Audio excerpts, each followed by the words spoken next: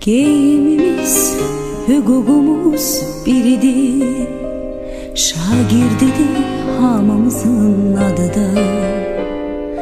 Elə bil ki boyumuzda eynidir, aman Allah nə xoşbəxtlik biz onda.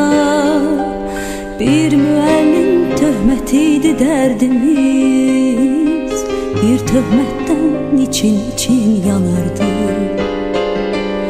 Hələ onda bilmirdik ki bunu biz bir gün necə həsrət ilə anarıq. Dünya hələ bizim üçün nağıldı, min arzuyla alışırdıq, yanırdıq. Özümüzü biz hamıdan ağır, özümüzü nə bəxtəvər sanırdıq.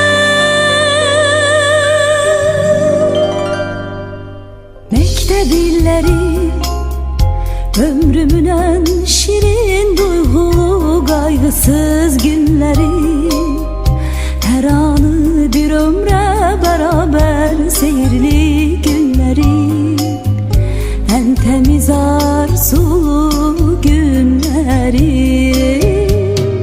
Məktəb illəri, ömrümün ən şirin duyğulu qayğısız günləri, hər anı bir ömrə bərabər seyirli günləri, ən təmiz arzu.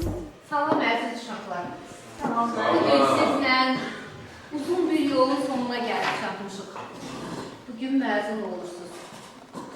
Qarşınızda uzun, mənalı həyat yolu gözləyir sizi.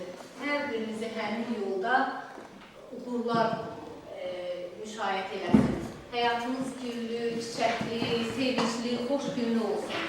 Bugün məktəbdə çalınan son zəng sizin həyatınızın yeni mərhələsinin ilk başlanğıcıdır. Sizdən ötürü bu son zəng yeni həyata qədəm qoyduğumuz yeni həyatın ilk zəngidir. Bu yeni həyatınız sizə uğur gətirsin. Həmişə xoş günlər yaşayın, xoşbəxt olun. Sizə ən böyük arzum məzun adını qazanmağınızdır. Çoxunuz, ümumiyyətlə hamınız bu adı qazanırsınız, artıq bilirik, artıq bizə məlumdur topladığınız ballardan. Buna görə də sizi təbrik edirəm, ümumiyyətlə sizə uğurlar arzulayıram. Həyatda yolunuz açıq olsun. Yeriniz bizim üçün, biz müəllimlər üçün həqiqətən də görünəcək uşaqlar. Çox nümunəvi, çox ağıllı, çox yaxşı uşaqlar, yaxşı sinif oldunuz. Düzdür, biraz arada dəcəllikləriniz olur, bizi incitməkləriniz oldu. Amma bunların hamısı xoş xatirə olaraq sizin yaddaşınızdadır. Bizim yaddaşımızda da qalacaq. Əhməd Cavad adına məktəbdən belə bir gözəl 11B sinifi xatirələrdə həmişə qalacaq. Arzu edirəm ki, sizin sədalarınızı da biz məktəb olaraq, müəllimlər olaraq özüm adına bilirəm.